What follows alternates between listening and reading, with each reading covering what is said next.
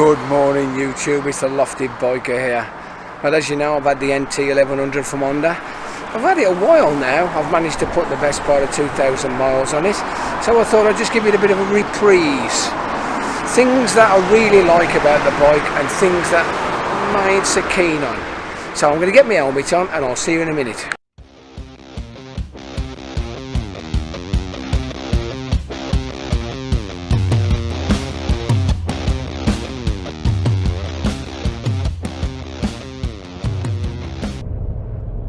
Oh, good morning YouTube. I'll just close the visor. Yeah, good morning YouTube. It's the Lofty Biker here. I thought I'd give you a bit of a reprise video, a look back at my first couple of thousand miles of riding on the NT1100. Mainly to give you sort of a, say, not so much a bullet point list, but a list of things that I really like about the NT1100. And the things that I really don't like about the NT1100. To say things I hate would be, well, ridiculous, because I don't hate anything about the bike, but there's things that can be what we call a niggle, a little niggle. Anyway, I really do like this bike, and I think the value for money is amazing. To think that you can buy an 1100cc tourer, come road bike, come scratcher, with DCT and a full set of luggage, top box and panniers, for under 14 grand. It's got a centre stand, an adjustable screen, it's got Apple CarPlay, Android Auto, whatever you want to call it, all the rest of that sort of electronical nonsense. It's got a cruise control, it's got the lot really. It's a bike for 14 grand you can buy, and you could go touring tomorrow, one up or two up with the missus. So, the first thing that I really like about this bike is the engine. You know, it's strange because when I rode the NT750, you look at the figures and it don't seem like it's got a lot on paper. And I think this is the same. You look at the figures and you think, it ain't really got a lot on paper. But this engine, here we go, watch.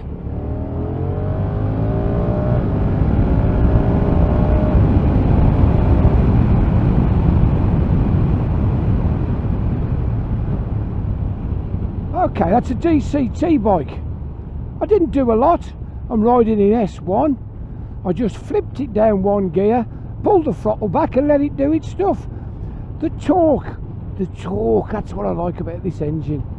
This 1100cc, 103 brake horsepower, it's got so much stonking torque.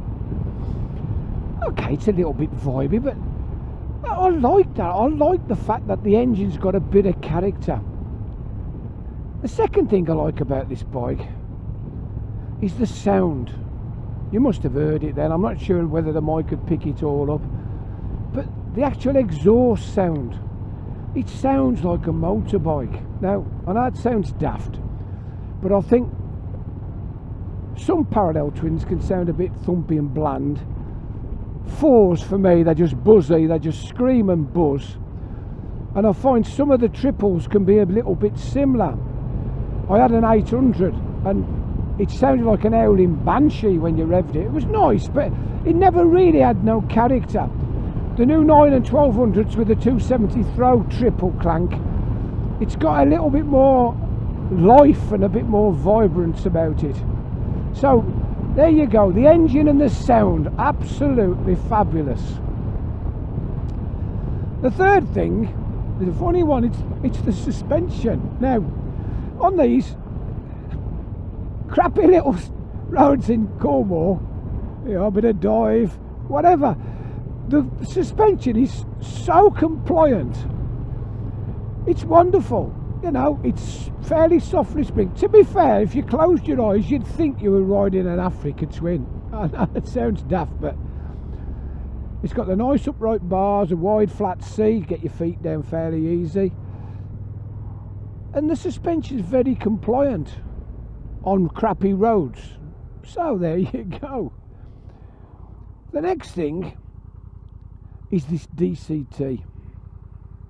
I'm a massive fan. When I rode the first Africa Twin back in 16-17, I thought, what a wonderful piece of kit. Funny thing was, back in 13-14, you couldn't have got me on a DCT3. I thought, what's the point? Twist and go. It's more than twist and go. As you know, I ride scooters. I've got a couple of scooters. Well, I've got one and Linny's got one. We both ride them. They're great. I love twist and go. But there's just something about this DCT. It's a sublime gearbox. It really, really is good. I think this model of DCT is what they call Gen 6. The latest generation, Gen 7, is fitted to the Gull Wing, and it's imminently to be fitted to the Africa Twin. Because the latest Africa Twin, the gearbox is slightly more refined. It's slightly different. So there you go. Whether you're a clutch man or a DCT man or woman, I really like the DCT.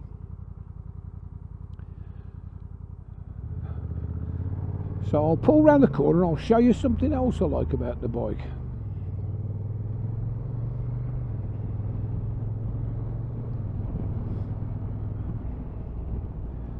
So when you're scratching and when the temperature's hot, the screen's in the low position. And to be fair, I pretty much leave the screen alone. I'm what you call pretty happy. But I'll just show you something. I'll pull over here. So there you have it. Fairly low, not much higher than the clocks. So you just go bang. The amount of people who moan about the screen being hard to adjust, I think is absolutely ridiculous. So there it is in the eye position. So let's get back on. Now I'm 6'5", I'm a big bloke. That is level with my nose. So here we go.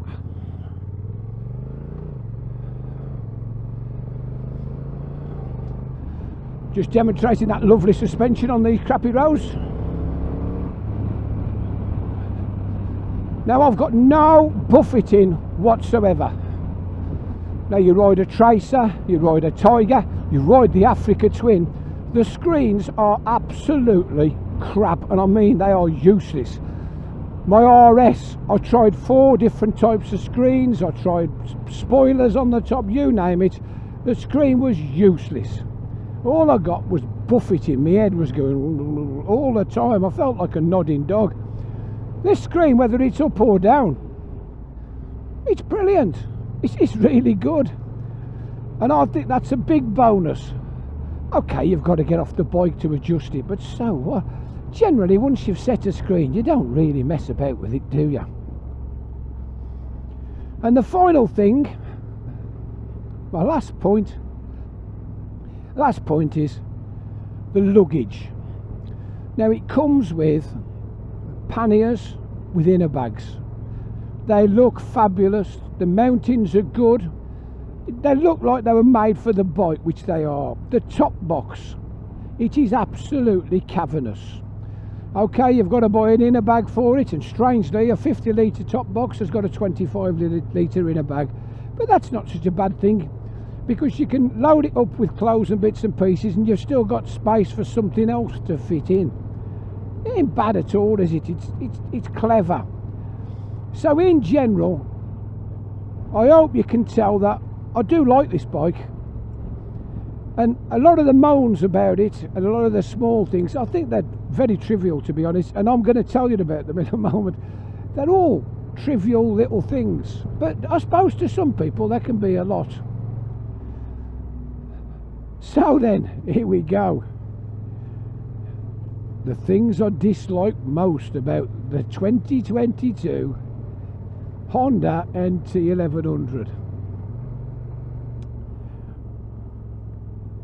Right, the throttle.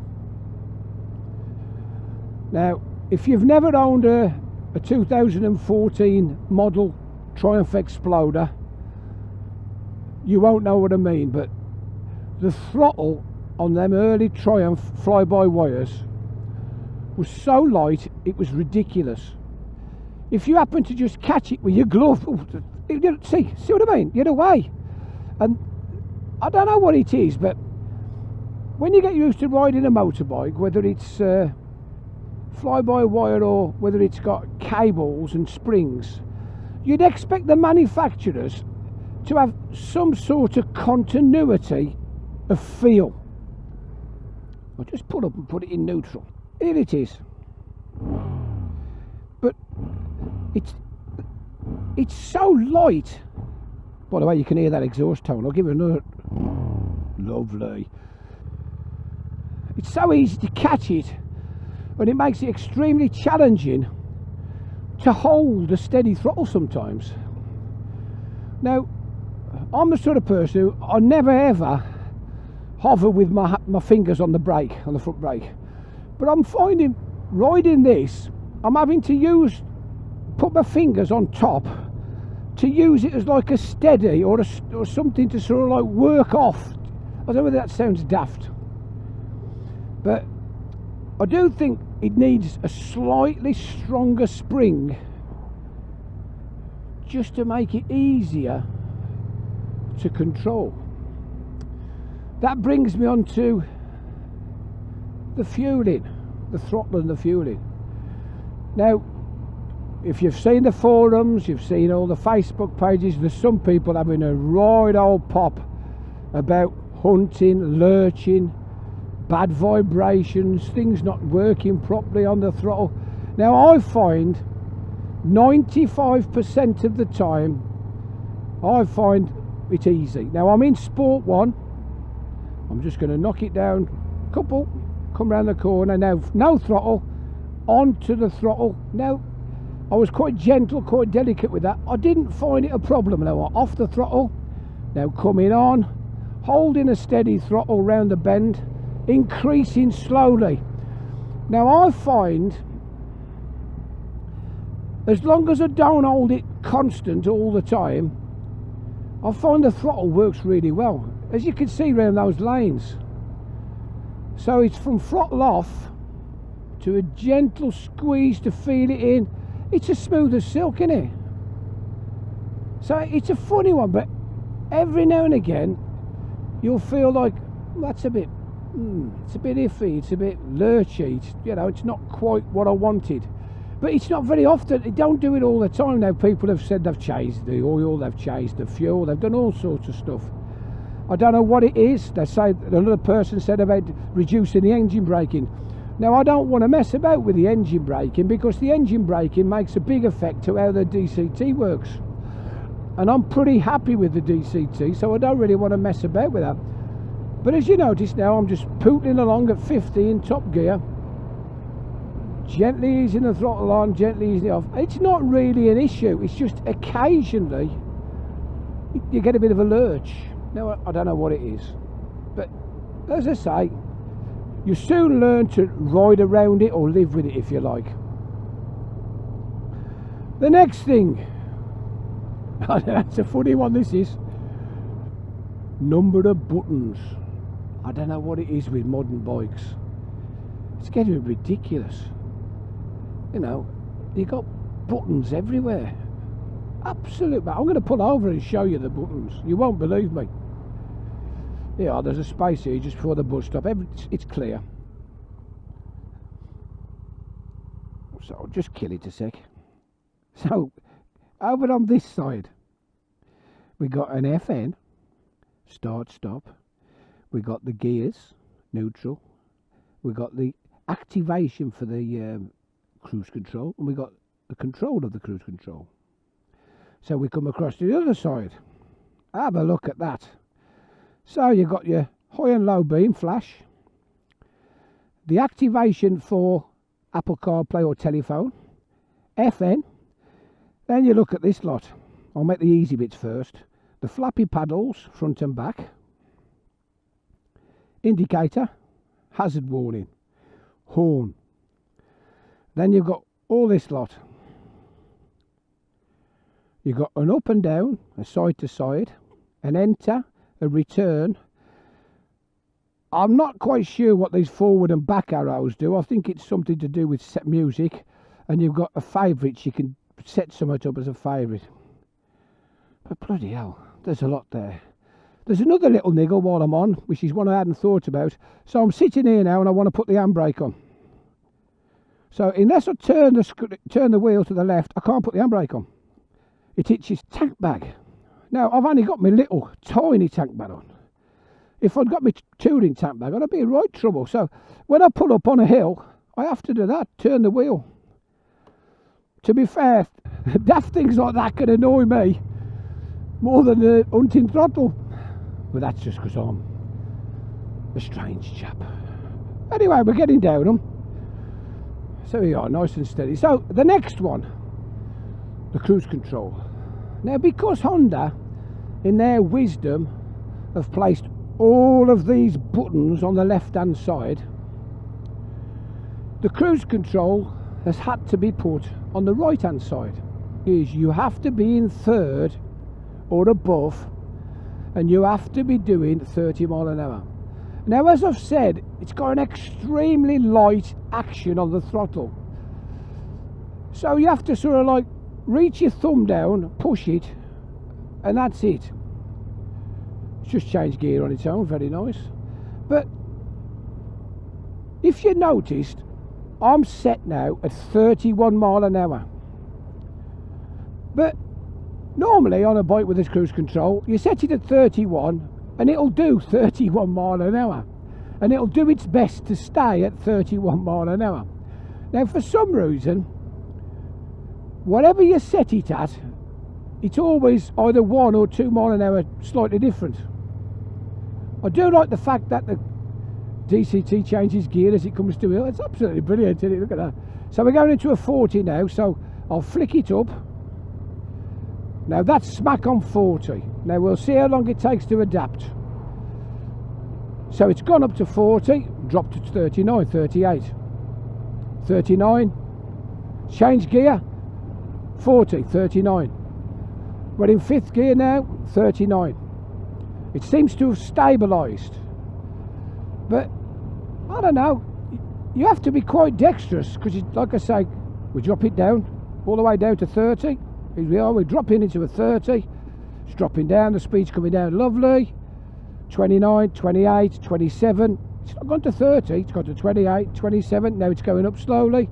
29, 30, 29. It's as if it takes a while to realise what it's doing, and then it sets it about a mile below what you want. I think that's just weird, I do. So strange. Here we go, national. I'll just flip it up. We're knocking up to 50. We don't want to get too fast round the bends.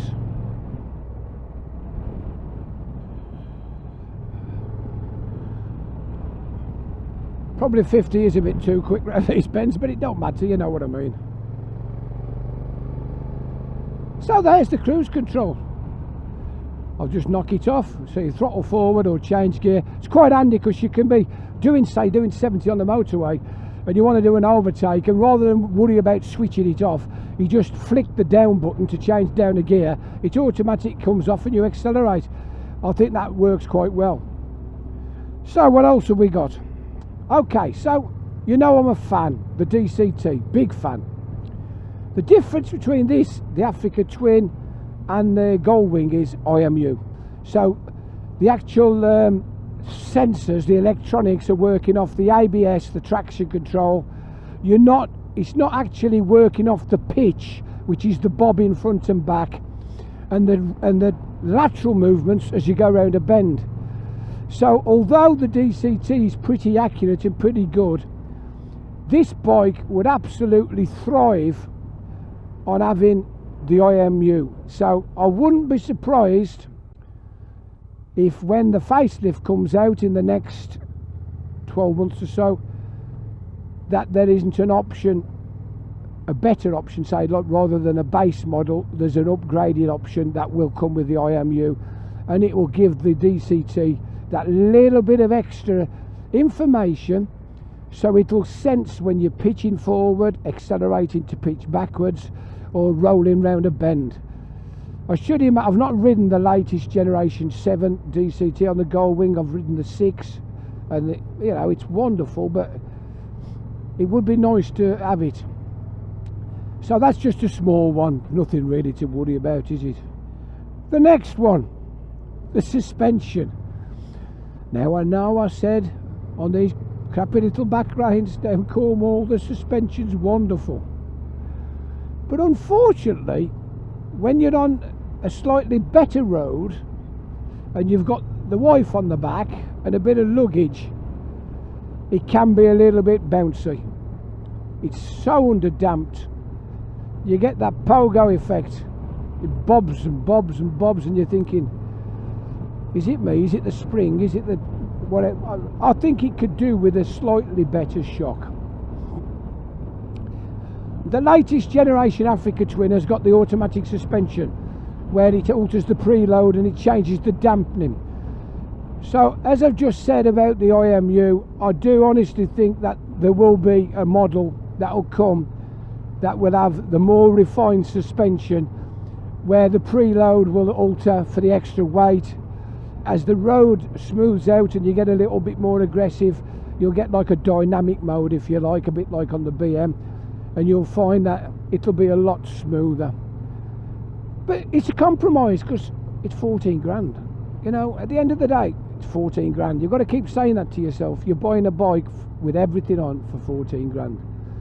You're talking 20 grand for the top of the range Africa Twin with the luggage on. So it's a bit of a difference. I know an IMU and a shock probably don't cost that much, but we'll see, won't we? So pretty much I've covered it really. There ain't much wrong with this bike, and you know yourself, the more you live with a bike, the more you tend to ride around the slight misgivings it's got, and I don't think there's much to worry about with this.